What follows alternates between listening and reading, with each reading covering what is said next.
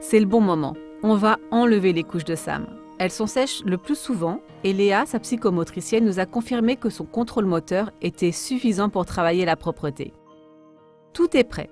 Le tableau pour noter les heures de mise aux toilettes, les jouets pour aider Sam à rester assis sur les toilettes et sa récompense spéciale pipi. Pour augmenter les occasions de faire pipi, je lui donne plus souvent à boire et je mets une alarme avec le timer pour me rappeler de l'accompagner toutes les 30 minutes aux toilettes. Avant de rentrer dans les toilettes, on lui montre une image et on dit « Pipi aux toilettes, Sam !» Ça l'aide à comprendre ce que l'on attend. Plus tard, il pourra utiliser cette petite carte pour demander s'il ne parle pas encore. On essaie que Sam reste assis 5 minutes. Pour l'aider, on lui montre le timer avec le temps qu'il reste. Et pour l'aider à patienter, on chante, on lit un livre. Même s'il ne fait pas pipi, on le félicite tant qu'il reste assis calmement. On lui redit régulièrement ce qu'on attend de lui. Fais pipi. Et quand Sam fait dans les toilettes, c'est la fête. On lui donne une récompense pour l'encourager à recommencer. Au moment où l'on sort des toilettes, on remet la minuterie sur 30 minutes. Si Sam crie ou se débat pour sortir, on reste dans les toilettes et on attend qu'il se calme avant de sortir. Sinon, il risque d'associer le fait de crier comme une stratégie efficace pour sortir de la pièce.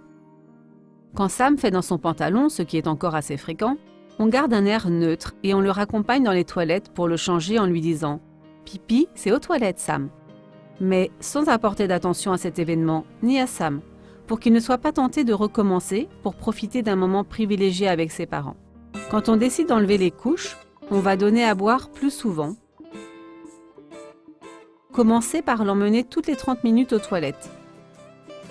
Lui demander de rester assis 5 minutes en le félicitant régulièrement. S'il fait pipi, on va le féliciter de manière très enthousiaste. Et le récompenser avec quelque chose qu'il adore. Une récompense réservée à l'apprentissage de la propreté aura plus d'effet. Si l'enfant crie ou se débat, attendre les 5 minutes et surtout attendre qu'il se calme avant de sortir de la pièce. Si l'enfant fait pipi dans sa culotte, il ne faut pas le gronder, mais le changer dans les toilettes en restant neutre.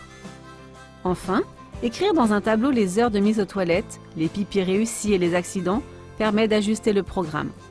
Montrer une image des toilettes à chaque fois qu'on accompagne l'enfant lui permettra, une fois la propreté acquise, d'utiliser cette image ou pictogramme pour demander s'il ne parle pas encore.